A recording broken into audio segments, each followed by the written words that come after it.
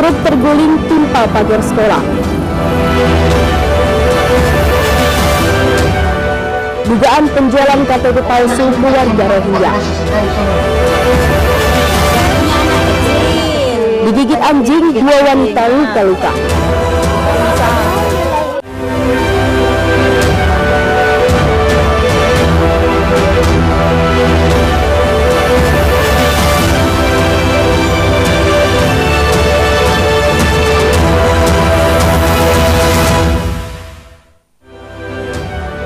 Selamat pagi pemirsa, Ainus Sumut kembali menyapa Anda. Selain 3 informasi utama tadi kami hadirkan beragam informasi dari wilayah Sumatera Utara selama 30 menit. Bersama saya Maria Laura Puja, inilah informasi pertama.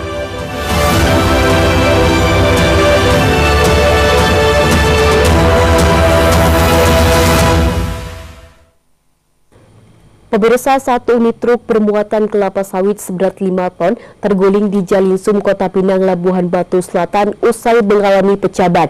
Muatan sawit juga menimpa pagar sekolah hingga mengalami kerusakan. Beruntung tidak ada korban jiwa dalam peristiwa ini.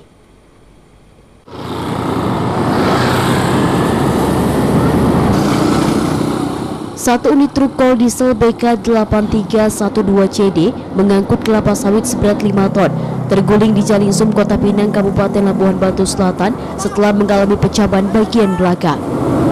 Alhasil muatan kelapa sawit tumpah dan menimpa pagar sekolah SMA Negeri 1 Kota Pinang hingga mengalami kerusakan. Menurut saksi, saat di lokasi truk mengalami pecah ban sebelah kiri hingga oleng dan terguling. Sempat terjadi kemacetan karena arus lalu lintas menggunakan satu jalur. Oleh tadi pecah ban, oleng-oleng terbalik, terbalik dia ke kanan itu. Sopirnya ada luka tuh Bang? Tidak ada, lecet aja dia, dalam keadaan sehat juga. Mau arah ke Pekanbaru, sana, bahkan Cabiak sana. Tidak ada korban jiwa dalam kejadian. Truk berhasil dievakuasi setelah ditarik kendaraan lain. Dari Labuhan Batu Selatan, Sumatera Utara, Randi Kurniawan, iNews melaporkan. Pemirsa, kedapatan membawa barang yang diduga narkotika jenis sabu. Seorang wanita yang hendak menjenguk suaminya di dalam sel tahanan Polres Labuhan Batu Selatan ditangkap polisi. Upaya penyelundupan ini terbongkar setelah petugas yang merasa curiga memeriksa barang bawaan pelaku. Apa itu? Apa itu? Apa itu? Ini apa? Seorang wanita HS 39 tahun warga Ekbatu, Kecamatan Torgamba, ditangkap polisi setelah kedapatan membawa barang terlarang yang diduga narkotika jenis sabu saat hendak mengunjungi suaminya di dalam sel tahanan Polres Labuhan Batu Selatan. Penyelundupan barang haram ke dalam sel tahanan ini berhasil digagalkan setelah petugas memeriksa barang bawaan pengunjung di pos penjagaan. Kasih Humas Polres Labuhan Batu Selatan Ibtu Sujono mengatakan peristiwa tersebut terjadi pada Selasa siang kemarin, namun beruntung personilnya dengan sigap langsung melakukan antisipasi.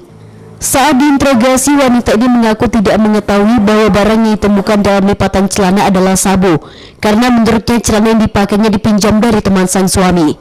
Setelah digeledah barang-barang bawaannya, kemudian ditemukanlah di lipatan celana, yaitu yang diduga berupa sabu di dalam klip plastik kecil. Pak, ini sebelumnya sang istri tahu Pak barang tersebut? Kenapa Pak? Kalau menurut dia sebenarnya katanya nggak tahu karena di dalam lipatan kain, di dalam lipatan celana yang akan diserahkan kepada si suaminya yang berada di RTP Polres Labuhan Batu Selatan. Sebelumnya Pak, barang tersebut dari mana Pak didapatkan Pak?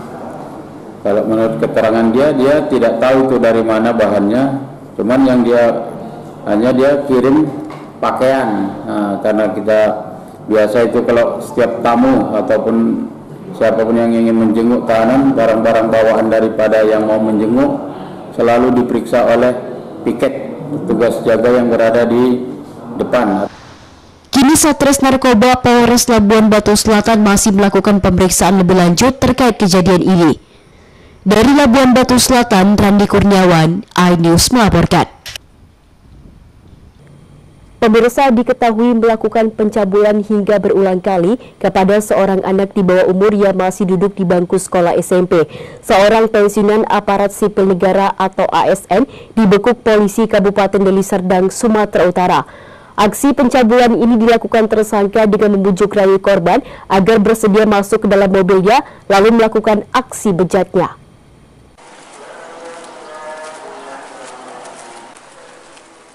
Pelaku JH 59 tahun, pensiunan ASN, hanya tertunduk malu saat digiring ke unit PPA Satreskrim Polresta Deli Serdang. Pelaku tega mencabuli korban yang masih duduk di kelas 2 SMP karena tak mampu menahan nafsu bejatnya. Peristiwa berawal saat pelaku melihat korban pulang sekolah dengan berjalan kaki. Pelaku yang mengendarai mobil menawarkan korban untuk diantar pulang.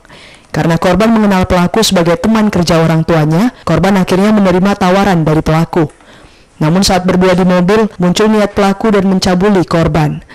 Menurut Kasat Reskrim Polresta Deli Serdang, Kompol Wirhan Arif, berdasarkan hasil visum, petugas akhirnya menangkap pelaku JH di rumahnya tanpa perlawanan. Di tengah perjalanan, pelaku melihat korban bersama temannya berjalan kaki. Kemudian pelaku menawarkan kepada korban untuk diantarkan pulang. Menurut korban, sudah 4 kali melakukan hubungan badan.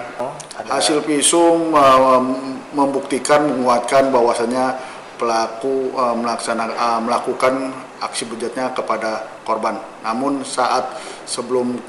setelah kejadian, korban sempat trauma ataupun tidak bersikap kooperatif ataupun tidak jujur kepada penyidik bahwasanya korban hanya dilecehkan saja, tidak dilecehkan saja ataupun tidak dilakukan hubungan badan suami istri. Namun setelah kami lakukan pendekatan dan hasil visum juga, setelah hasil visum keluar dan kita lakukan pendekatan bahwasanya sudah ada keterangan hasil visum tersebut adanya luka selaput robek di selaput darah tersebut. Atas perbuatannya, pelaku terpaksa menginap di Hotel Prodeo, dijerat pasal tindak pidana kesusilaan terhadap anak atau perbuatan cabul, pasal 81 ayat 2, Jo pasal 76D, subs pasal 82 ayat 1, Jo pasal 76E dari UU RI nomor 17 tahun 2016 tentang perubahan kedua atas UU RI nomor 23 tahun 2002 tentang perlindungan anak dengan ancaman 12 tahun penjara. Dari Deli Serdang, Sumatera Utara, Amiruddin, iNews melaporkan.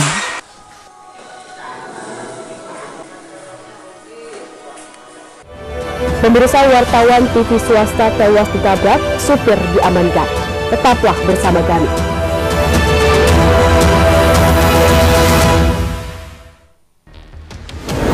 CCTV tersebar di seluruh penjuru. Komplotan pencurian mobil, tabrak lalu lintas dan pelanggaran melawan mobil ugal-ugalan menabrak pesepeda. Tragedi-tragedi yang mengerikan. Anak itu berikan bius datang membawa senjata tajam dengan kecepatan yang di luar batas. Terekam kejadian-kejadian unik warga Pelestar 2. Nama saya Brigadir Marcelina dan inilah dia program Terekam.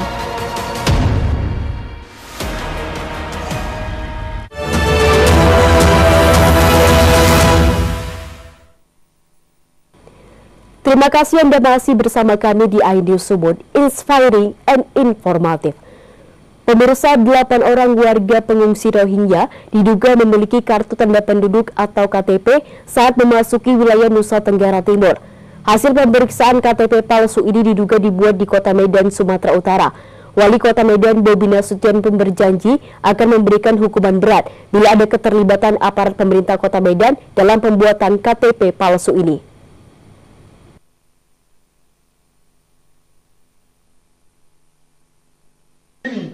Viral video interogasi 8 orang pengungsi Rohingya di salah satu rumah warga di Kabupaten Belu, Nusa Tenggara Timur beberapa waktu lalu.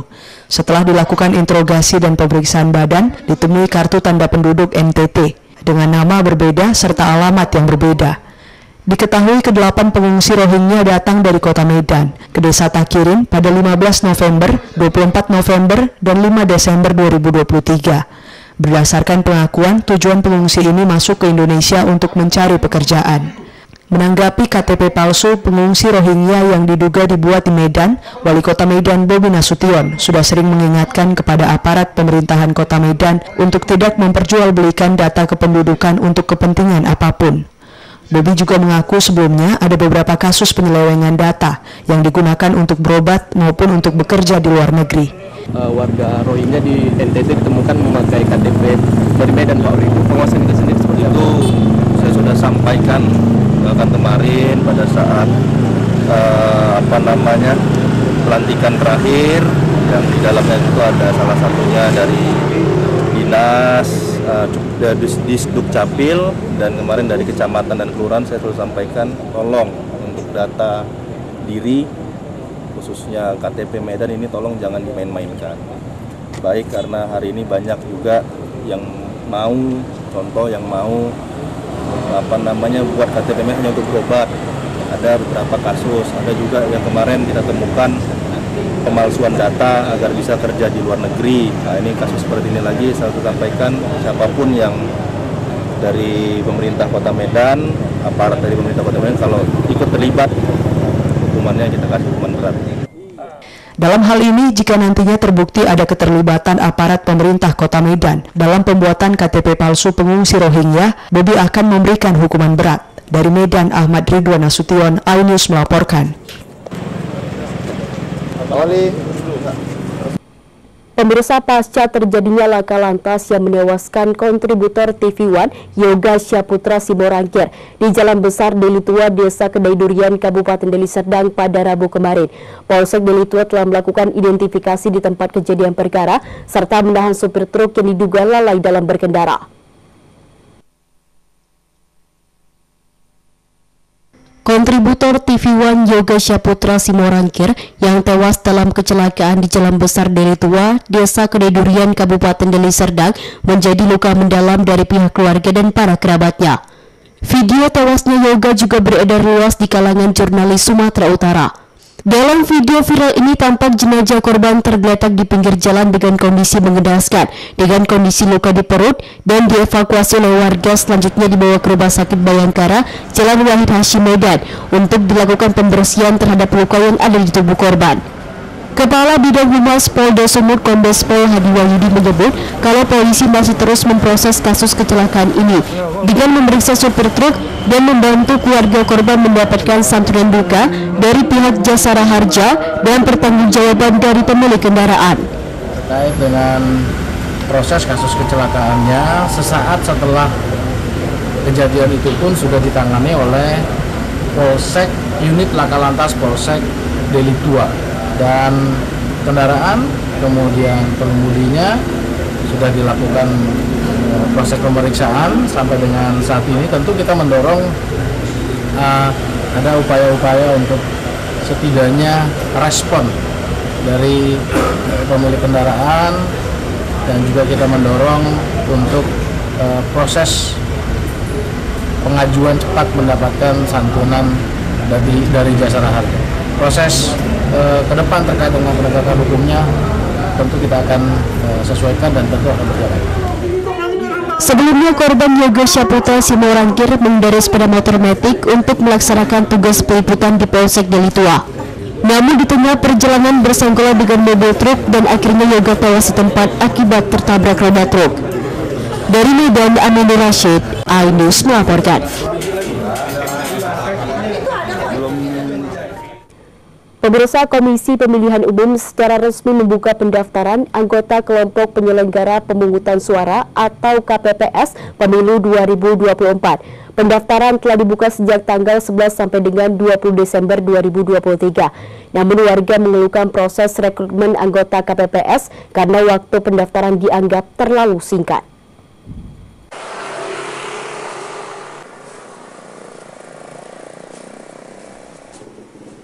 Warga mengeluhkan proses rekrutmen anggota KPPS karena waktu pendaftaran dianggap terlalu singkat. Seperti rekrutmen anggota KPPS yang dilaksanakan di Desa Tanjung Baru di Kecamatan Tanjung Berawa, Kabupaten Deli Serdang, Sumatera Utara.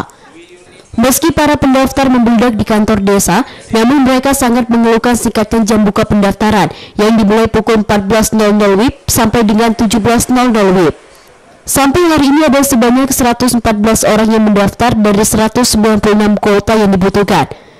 Adapun syarat untuk menjadi anggota KPPS adalah warga negara Indonesia yang memiliki KTP elektronik berusia minimal 17 tahun dan maksimal 55 tahun. Rekrutmen ini terbuka secara umum untuk masyarakat. Namun singkatnya jam pendaftaran yang hanya berlangsung hanya 3 jam dinilai sangat diskriminatif. Kepala Dusun 5 Desa Tanjung Baru, Wiono menjelaskan, kenapa proses rekrutmen anggota KPPS ini begitu singkat hanya 3 jam. Hal ini membuat peserta pendaftar menjadi membludak di kantor desa. Yang saya sesalkan ini jam kerja mereka sangat terbatas, jam 2 sampai jam 5 sore. Dengan terbatasnya jam kerja ini, warga kita yang akan melamar menjadi anggota KPPS, itu kan rata-rata pekerja pabrik, Pak. Jadi mereka kalau udah berulang kali permisi untuk menyerahkan lamaran dan lamaran itu tidak masuk-masuk kan kita kasihan itu.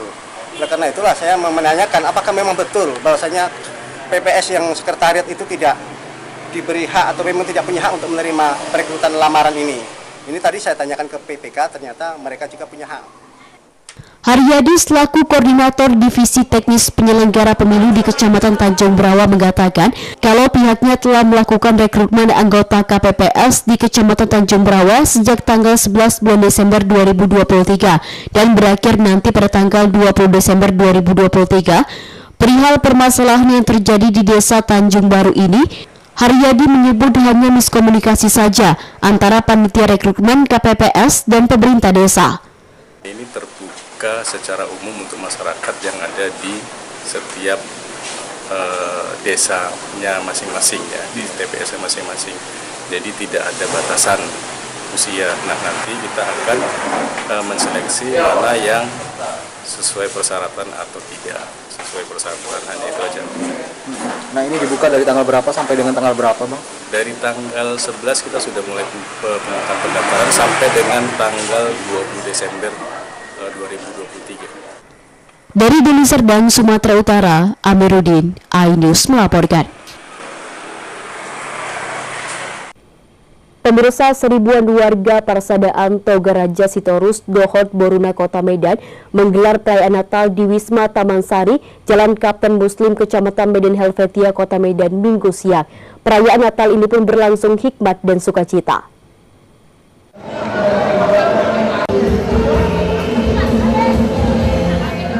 Parsadaan Togaraja Sitorus, Dohot, Boruna, Kota Medan menggelar perayaan Natal bersama yang dihadiri seribuan warga bermarga Sitorus dari 36 sektor yang ada di Kota Medan. Perayaan Natal mengusung tema kemuliaan bagi Allah di tempat yang maha tinggi dan damai sejahtera di bumi di antara manusia yang berkenan kepadanya, yang tertulis dalam Lukas 2 ayat 14. Melalui perayaan Natal Parsadaan Togaraja Sitorus, Dohot, Boruna, Kota Medan ini diharapkan dapat menjalankan amanah program kerja yang berkesinambungan setelah sebelumnya sempat vakum akibat pandemi COVID-19. Kegiatan ini juga bertujuan mempererat tali silaturahmi dan persaudaraan sesama warga Sitorus beserta Borunya. Pendeta Jepri Sitorus dalam khotbahnya mengajak umat Kristiani untuk senantiasa menjaga kerukunan dan kedamaian di tengah-tengah masyarakat dan selalu berbuat baik serta bermanfaat bagi sesama.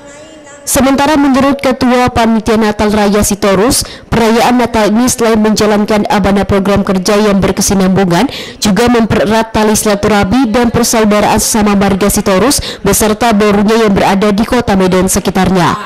Yang diadakan oleh Parsadaan Togaraja Sitorus membuat Natal dari sektor 1 sampai 36. Misi-misi ke depannya apa? Misi ke depannya supaya lebih erat hubungan antara sesama marga Sitorus sama Borunya. Itu misi yang ke depan, supaya lebih erat lagi kami bersatu sesuai dengan namanya Parsadaan Togaraja Sitorus Boruna, Kota Madya Medan dan sekitarnya. Sementara menurut Ketua Badan Pengurus Harian Togaraja Sitorus, Dohot, Boruna, Kota Medan, Julius MH Sitorus, perayaan Natal ini mempersatukan 36 sektor yang ada di Kota Medan dan memiliki agenda rutin setiap akhir tahun untuk melaksanakan perayaan Natal. Salah satu jemaat Cakra Sitorus yang turut hadir bersama istri dan anaknya mengatakan sangat gembira karena bisa berkumpul di acara Natal bersama keluarga besar Sitorus.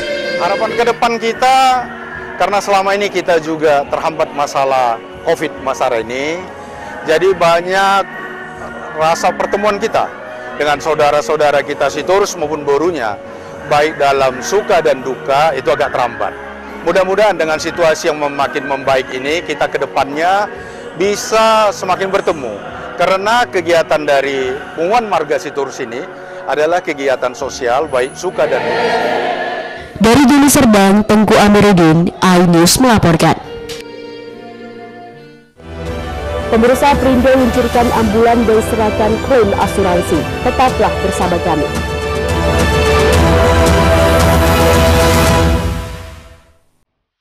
Tahapan Pemilu 2024.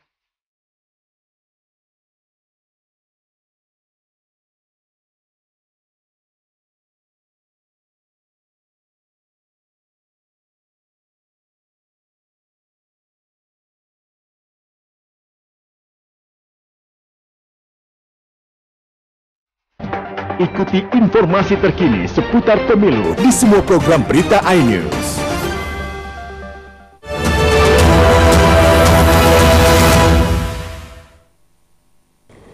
Terima kasih Anda masih bersama kami di iNews Sumut, inspiring and informative.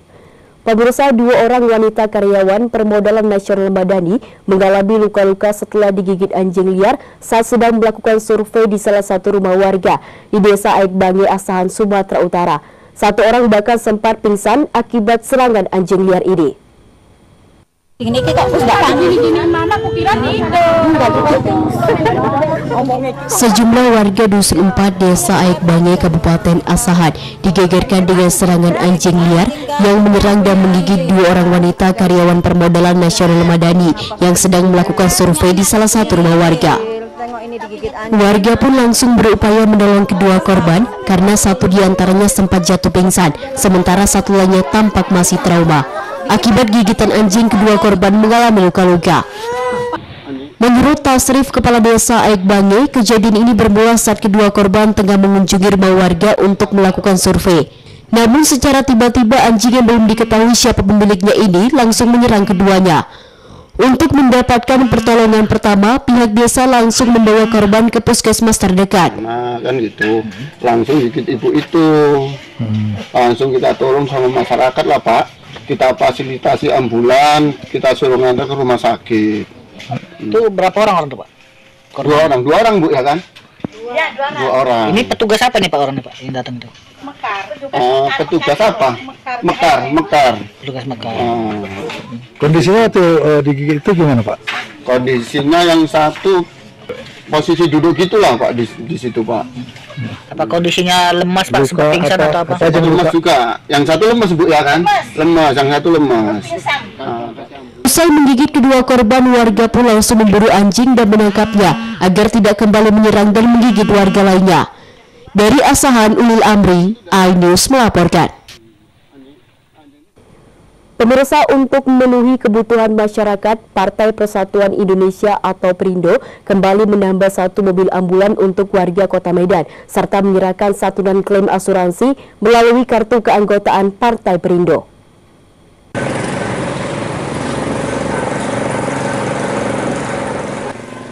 Partai Persatuan Indonesia atau Perindo kembali menambah 1 mobil ambulans serta menyerahkan santunan klaim asuransi kepada warga Kota Medan. Kegiatan ini dihadiri caleg DPR RI Partai Perindo yang juga Ketua Badan Pemenangan Pemilu Perindo Sumut, Tengku Eri Nuradi, caleg DPRD Sumut Partai Perindo yang juga Ketua DPW Perindo Sumut, Rudi Julham Hasibuan, dan caleg DPRD Medan Perindo yang juga Wakil Ketua DPW Perindo Sumut, Tengku Emrian Novandi. Ketua DPW Perindo Sumatera Utara Rudi Julham Hasibuan mengatakan ambulan gratis merupakan sumbangsi dari caleg Perindo, yakni caleg DPR RI Tengku Eri Nuradi, caleg DPRD Sumut Rudi Julham Hasibuan, dan caleg DPRD Kota Medan Tengku Emrian Novandi. Dan santunan kecelakaan diberikan merupakan fasilitas Partai Perindo kepada kader di seluruh Indonesia. Santunan kecelakaan bisa diklaim oleh setiap kader yang memiliki kartu tanda anggota atau KTA yang sebelumnya telah diluncurkan secara nasional oleh Ketua Umum Perindo Haritanu Sudibjo. Sementara itu, Antonius Jabat, penerima santunan, mengaku sangat senang karena telah menerima santunan kecelakaan dari Perindo. Ia pun merasa bangga karena Perindo benar-benar merealisasikan janji santunan dari KTA berasuransi yang ia dapat. 8 unit untuk Partai Perindo Sumatera Utara, kemudian kemarin ada 1 untuk DPD Medan, dan ini juga untuk Medan Dapil 3. Jadi hari ini sudah ada 8 unit, dan tentu akan kita tambahin lagi nanti untuk Sirgi dan untuk yang lain. Tentu gratis, dan kita itulah memberikan bukti nyata. Nah, kalau belum menang saja Partai Perindo terus memberikan bantuan, apalagi kalau Partai Perindo menang nanti di 2024. Senanglah, banyak ada yang mengganti kerugian saya waktu saya kecelakaan. Kecelakaannya enggak gitu parah, kecelakaan kecil-kecil aja gitulah. Jadi senang saya kalau ada yang cover kerugian saya gitu aja. Kedepannya Perindo bisa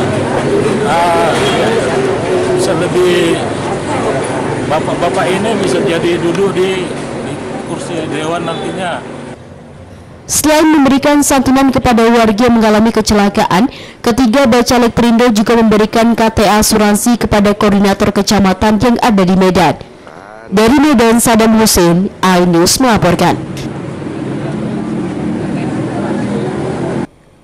Pemirsa, dalam menyambut sukacita perayaan Natal tahun 2023, muda-mudi salah satu gereja di Kabupaten Asahan memiliki cara tersendiri dalam perayaannya, yakni dengan mendirikan pohon Natal setinggi 7 meter dari bahan daur ulang sampah. Sementara di Kota Medan, sejumlah anak-anak yatim piatu larut dalam perayaan Natal yang digelar salah satu komunitas sosial Cinta Kasih 88 di Jalan Tamrin, Kota Medan. Selain mengikuti ibadah pujian dan penyembahan, anak-anak panti ini juga memperoleh banyak hadiah Natal dari Santa Claus yang sengaja dihadirkan pihak panitia.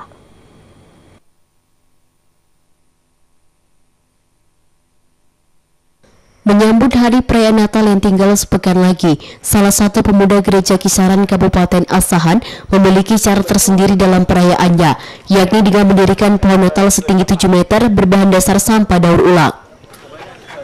Perakitan pohon Natal ini dibuat oleh sejumlah muda-mudi dan remaja gereja dengan menggunakan alat sederhana seperti botol, lem, kawat, serta pita. Mereka pun harus mengumpulkan sebanyak 1.000 lebih botol bekas yang didapat dari sumbangan jemaat gereja dengan pengerjaan yang memakan waktu selama 2 minggu. Ini jumlah botolnya sekitar 1.000 ya, ala lebih ya.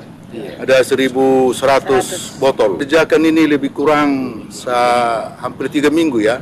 Hampir 3 minggu baru bisa kelar seperti yang bisa disaksikan.